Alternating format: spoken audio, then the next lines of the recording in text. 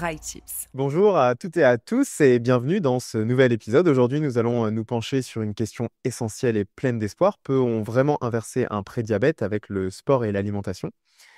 C'est une question que beaucoup se posent et la réponse est résolument oui, mais cela demande de comprendre comment fonctionne notre système énergétique interne. Imaginez votre corps comme une magnifique maison et votre métabolisme comme sa chaudière. Cette chaudière, pour bien fonctionner, a besoin du bon carburant et d'un entretien régulier. Quand on parle de prédiabète, c'est un peu comme si cette chaudière commençait à s'encrasser. Elle ne brûle plus aussi efficacement le carburant, en l'occurrence le glucose, ce sucre qui nous donne de l'énergie.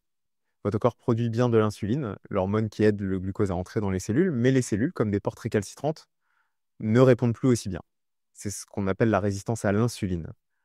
Le résultat, le sucre reste en trop grande quantité dans votre sang, et si rien n'est fait, cette situation peut évoluer vers un diabète de type 2. Mais la bonne nouvelle, c'est que tant que l'encrassement n'est pas trop avancé, on peut souvent décaper cette chaudière et la remettre à neuf. C'est là qu'interviennent nos meilleurs outils, l'alimentation et le sport. Commençons par l'alimentation, le carburant que vous donnez à votre chaudière. Les études le montrent, une approche nutritionnelle ciblée peut faire des miracles. Par exemple, une clinique spécialisée dans l'inversion du diabète de type 2, Virta Health, a mené un SAI clinique avec des résultats impressionnants. Après seulement 10 semaines, 56% des patients diabétiques inscrits ont vu leur taux d'HbA1c, un marqueur clé du contrôle glycémique, revenir sous le seuil du diabète. Et ce, sans hypoglycémie et avec près de 90% des utilisateurs d'insuline ayant pu réduire ou même stopper complètement leur traitement. Leur secret, une restriction individualisée des glucides, autrement dit, une attention particulière à la quantité de sucre et d'amidon dans l'assiette. Ce n'est pas un régime miracle, mais une façon de nettoyer la chaudière en réduisant l'apport en carburant qui, en excès, contribue à l'encrassement. Pensez-y, si votre système a du mal à gérer le sucre, il est logique de lui en donner moins à gérer. Et le sport dans tout ça, l'activité physique, c'est l'entretien régulier de votre chaudière. C'est ce qui la garde en mouvement, ce qui fait circuler les fluides et optimise sa performance.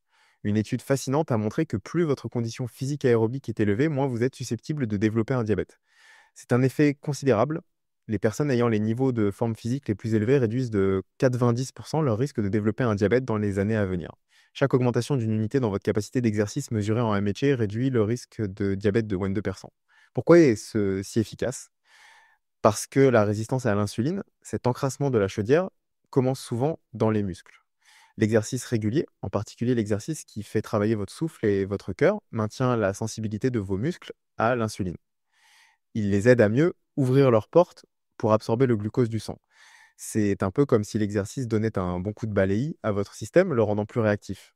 Bien sûr, il ne s'agit pas seulement de courir un marathon ou de suivre un régime draconien. C'est une approche globale, une philosophie de vie. Les facteurs de style de vie optimaux ne se limitent pas à l'alimentation et au sport. Ils incluent aussi un poids sain, un cholestérol et une tension artérielle normaux, l'arrêt du tabac et un sommeil de qualité. Une étude de suivi sur 10 ans menée sur plus de 170 000 personnes au Royaume-Uni a montré que ceux qui atteignaient la plupart de ces objectifs de vie saine réduisaient de 64% leur risque de diabète. Ces chiffres sont impressionnants, n'est-ce pas? Ils prouvent que nous avons un pouvoir immense sur notre santé. Le prédiabète n'est pas une fatalité, c'est un signal d'alarme, une opportunité de réagir avant qu'il ne soit trop tard. En changeant votre alimentation pour des choix plus judicieux, en bougeant votre corps régulièrement, vous ne vous contentez pas de ralentir la progression, vous pouvez inverser la tendance, décaper votre chaudière métabolique et retrouver un système énergétique qui fonctionne à plein régime. Alors, que faire concrètement? Discutez avec votre médecin. Évaluez votre niveau d'HbA1c, votre résistance à l'insuline.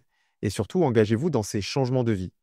Commencez petit, soyez constant. Chaque repas plus sain, chaque minute d'activité physique est un pas vers une chaudière plus propre, plus efficace et une vie plus longue et plus saine. Vous avez le pouvoir de reprendre le contrôle de votre système énergétique. À très bientôt dans le prochain épisode.